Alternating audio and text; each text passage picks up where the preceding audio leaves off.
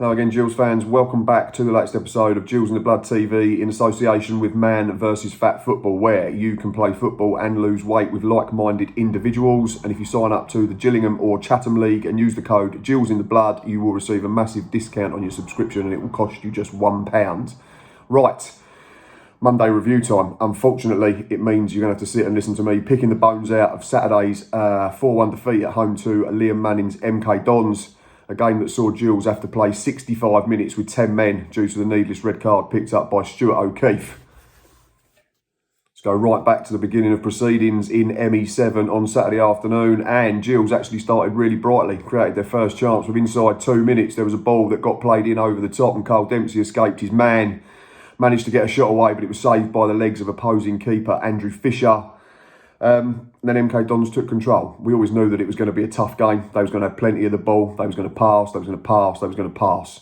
I spoke to MK Dons fan Liam Connolly on the channel on Thursday for the match preview, and he said the big difference between Manning to Russell Martin's reign is that they do like to pass and pass and pass, as they did under Martin, but they now do it with a purpose. They do it with a meaning, and they do mix it up if they need to. And that sort of was emphasised by the fact that the away side's first two real chances came from direct balls over the top, where we either switched off and let them in behind, and thankfully we managed to deal with them. I think Jamie Cumming made a decent save from one such opportunity. And yeah, we were under the cosh. We weren't seeing a lot of the ball, but we were remaining solid. We were remaining competitive. First sign of ill discipline, unfortunately, from Stuart O'Keefe. Our vice-captain came when he gave away a free kick on Scott Twine and then decided to roll the ball away. Referee came over and said, "You do that again, you're going to get a yellow card," and he got away with it. And then the game progressed, and against the run of play, I think we have to say that Alex McDonald broke through the middle. His left-footed drive was blocked, but it came back out to him. He managed to get it back under control, despite initially almost standing on the ball. Thought for all the world he was going to try another shot, but he picked out a really good ball, stood it up to the far post, and Big Dane Oliver thrives on that kind of service and headed it in underneath Fisher. And the Gills led 1-0 with about 20 minutes on the clock. Said to Boz on the Match Day Live, did we deserve it? Probably not really. It was certainly against the run of the play, like I've already said, but you have to take your chances to win football matches, and we did that, and we'd worked really hard to get ourselves in front. And then unfortunately it all unravelled really, really quickly, didn't it? Stuart O'Keefe already warned about kicking the ball away, rolling the ball away. Another foul, picks the ball up, lobs it over the MK Dons player's head. Referee comes over, gives him a caution. Got no issue with that as a Gills fan, unfortunately. He's already had a warning. If it had been the other team, we'd be screaming for a yellow card to be brandished. 3 minutes later, ball gets played in behind. It's a good ball. It takes out 2 or 3 of our players. I think it might have been Ethan Robson. And I think it's Troy Parrott who runs in behind Stuart O'Keefe, who just lets him go on the blind side. O'Keefe runs after him. There's a tangle. Whether it's on the line or inside is by the by. What isn't by the by is the stupidity of O'Keefe. Hauls him to the ground with both hands. Referee first points to the spot, then speaks to his linesman, brandishes the second yellow card, and with it the red. 24 minutes on the clock against the side that are going to keep the ball all day long. Did we get the bit of luck that we probably deserved or didn't deserve? Well, we didn't either way, unfortunately. Scott Twine stepped up. Jamie Cumming makes a brilliant save to keep the penalty out, but unfortunately it goes straight back to Twine and he lashes in the rebound. From there, it was always going to be a long, long afternoon, wasn't it? We were up against it, against the side that put their wing-backs really high, that play the game predominantly in the opposition half. And with 10 men, it was going to be even harder. We changed the system briefly, didn't we? Put Charlie Kelman out to the right-hand side. Carl Dempsey went back into the middle, and we played 4-4-1 with Dane Oliver ploughing a lone furrow up front against 3 centre-backs, which was a thankless task and one that he stuck to really well. Second goal comes just before the break. There's a good bit of interplay down our left-hand side. There's a 1-2. David Tatonda, is out of position, unfortunately. Allows Peter Kioso to run off of him. He has a touch and slams it into the roof of the net. No chance for Jamie Cumming again.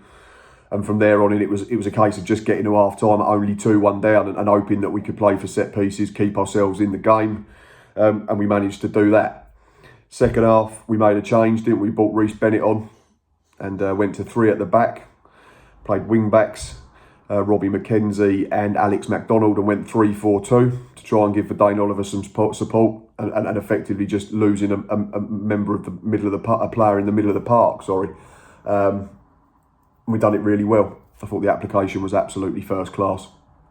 And it wasn't just we was containing them, we actually had a go as well. We had a real go. First chance came to Gerald Sitole, who came on about the hour mark, I think it was. Ball got played in behind and he used his pace to get there. Gets there just in front of the keeper. Is there contact as he goes down? I'm not so sure. To be fair to Gerald, he didn't really appeal for a penalty. But we was putting them under pressure and we had them rattled. All their nice passing amongst their back three and into their midfield stopped.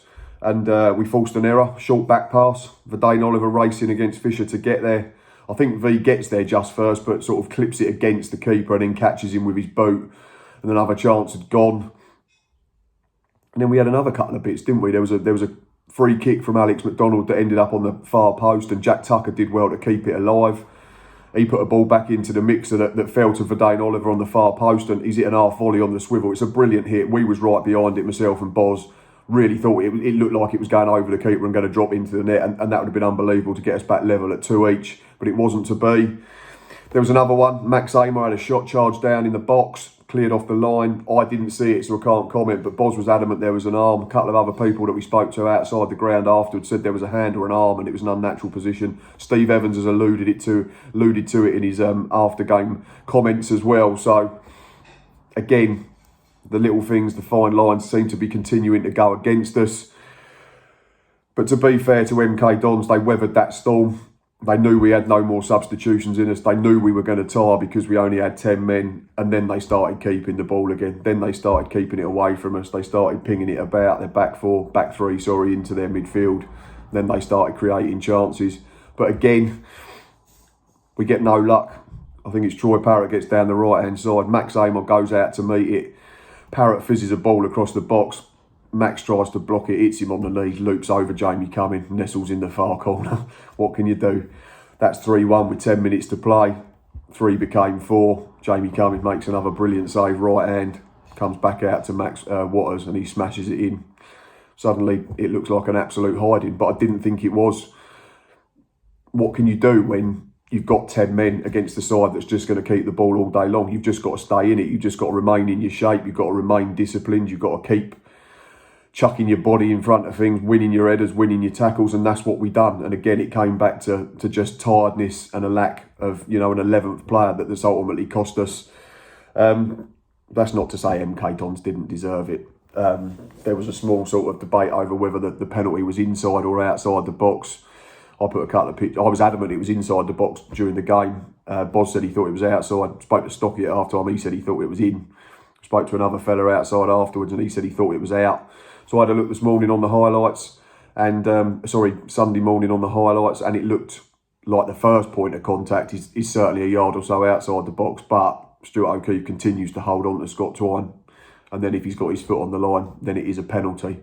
But regardless of whether it's a penalty or it's not a penalty, it's stupidity of the highest order, unfortunately, from Stuart O'Keefe. Not 2 minutes after getting booked, just effectively hauling someone to the ground when there's no guarantee that he's not running, he's not in the middle of the goal area, he's running towards the corner flag. He might get a shot off on the run, but would you back Jamie Cumming to save it? It'd have to be a good hit to beat him from there. Is there any guarantee that the player's going to take a shot? No. But if you bring him down and you're on a yellow card and you're the last man, the only guarantee is that we're going to have to play an hour or more with 10 men. And that's what happened, and that's ultimately why we got beat. Frustrating afternoon, especially after taking the lead. Right, on to best opposition player on the day, and for me there was a few candidates. Obviously we made it a lot easier for them. They was able to play their nice football because they had so much time and space for 65 minutes. But I'm going to go for their right wing back Peter Kioso, who I thought was a threat even before the red card. He was giving Alex McDonald and David Tatonda a torrid time down that side. He just kept himself right on the touchline. Maka and Tatonda didn't know whether to get tight or drop off, which meant unfortunately they effectively did neither and kept getting caught in between. And then they was able to either drive into space or play round us, and that's where all the danger was coming on throughout the first part of the game. He had 81% pass completion, Kioso. He's provided 2 key passes for good chances, 50% cross success rate. and he's obviously scored the second goal that's got MK Dons in front and played a big part in their victory. Yeah, so best MK Dons player on show for me was Peter Kioso. In terms of Gills player ratings, it was a tricky one. Me and Boz come out the ground and I tweeted at full time and said 4-1 didn't flatter MK Dons based on the amount of ball they had, the amount of chances they had, the amount of passes they completed, in our half. But from our point of view, it felt very harsh for the way we applied ourselves with 10 men for 35 minutes of the second period and 20 minutes of the first half, playing with a man light. And for me, I couldn't fault any of those players that were out there giving their all in that second period. They did everything that we could have asked of them to keep themselves in the game and give us a bit of hope, especially in that 20-minute spell, like I mentioned earlier on in the video, where we really did have a go before the legs started to go and the tiredness started to kick in. So I went Jamie Cummins 7 in goal. He was very solid, had no chance with the goals. He's made a save from a penalty. He's made a couple of other good saves that have kept the scoreline down. He's even made a save before the fourth goal goes in. Back four, I went Robbie McKenzie, Max Amar and Jack Tucker, all 6.5s. None of them were outstanding, but none were poor. David Tatonda, unfortunately, really struggled again. They seemed to target him. He actually started okay. Me and Boz said in the ground he made a couple of decent interceptions or tackles, and we thought, right, now you kick on from here. And all the reports from Burton last week from Reece and Owen was that he had a decent game. But for some reason, his head went and his confidence went, and he really struggled, and it was understandable that he got hooked at half-time. So we gave David Tatonda, unfortunately, a 4.5. In midfield, Carl Dempsey 7, another captain's performance, never gave it in, never stopped running, never stopped working. Daniel Adseed 5.5, didn't see enough from the youngster this week. Won't lie, forgot he was playing at times, and that's fine if you're playing a game and you're winning and you're not seeing your centre midfielders doing the work because they're just getting it done and diligently passing it on to people to go and create. But I just thought the game passed him by. Stuart O'Keefe for 4. Some people have said that's probably a couple of marks too high, such as the idiocy of the 3 stupid decisions that he makes, the one that he gets away with, the one that he doesn't get away with, and then hauling the player down. So unfortunately, bad day at the office for Stuart O'Keefe, 4 out of 10. Alex McDonald, 7, set up the goal. I thought he was incredible second half, playing in an unfamiliar left wing back role. He was the one that got us going. He was the catalyst. He was crunching into tackles. He was taking people on. He was winning possession back and trying to get us moving on the front foot. For Dane Oliver, tireless performance again, leading the line on his own pretty much for large periods of the game. Scored the goal that put us in front and gave us hope of picking up something with 20 minutes played. So a 7.5 for Big V, up to 4 goals this season now. Charlie Kelman, unfortunately not the home debut we all wanted. He was sacrificed just before half-time for Ben Reeves because of the red card, so I gave him a 5.5. He didn't do anything particularly wrong, but he just never had a chance to make an impact on the game, and unfortunately he was offside 2 or 3 times as well, which was frustrating. In terms of the subs, Ben Reeves and Reece Bennett are 6, and Gerald Sittle 6.5. Thought he was the brightest of the 3 when he came on. His pace and his willingness to run in behind gave us a threat for a period of time. So that's the Gills player ratings for the game. Final section is Gills man of the match, and there were a couple of contenders. Like I say, Jamie Cummins made some big saves. Carl Dempsey put in another captain's performance. Alex McDonald tireless in a couple of positions. Certainly an unfamiliar one second period playing as a wing back. But for me, because he scored the goal as well and he was very good on the day, I'm going to go for big man for Dane Oliver up front. We gave him a 7.5 and that just edged it. It was a 7 performance. We always give an extra half a mark for the goal. So man of the match was for Dane Oliver. No on impossible circumstances coming up against 3 very good centre-halves. They're a great mixture, aren't they? Harry Darling, Warren O'Hara and the experienced Dean Lewington. But you know what Big V will do is he'll keep working hard, he'll keep winning his battles. 100% aerial battles won. It was 9 out of 9, I think. Scored the goal. Smashed in a volley from about 30 yards in the first half. I'm not sure the keeper would have saved it if the flag hadn't gone up and the whistle hadn't gone. He had that half volley second half that the keeper had to tip over. The one where he nearly get on in the short back pass, that would have got us back to 2 each. And unfortunately, just feel for V again at the moment. He's feeding on scraps a lot of the time, working tirelessly, and that's the reason he got our man of the match. Right, that is it for this week's Monday review. Unfortunately, not the most positive of episodes due to the nature of the defeat and the red card.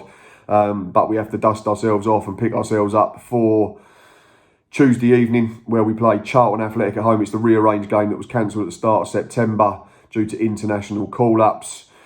Looks like we're going to be without a few again. It looks like Mustafa Carriol, Daniel Phillips, John Akindi and Ryan Jackson are all going to be unavailable. So we're down to the bare bones again. We only had 6 on the bench on Saturday, which is frustrating.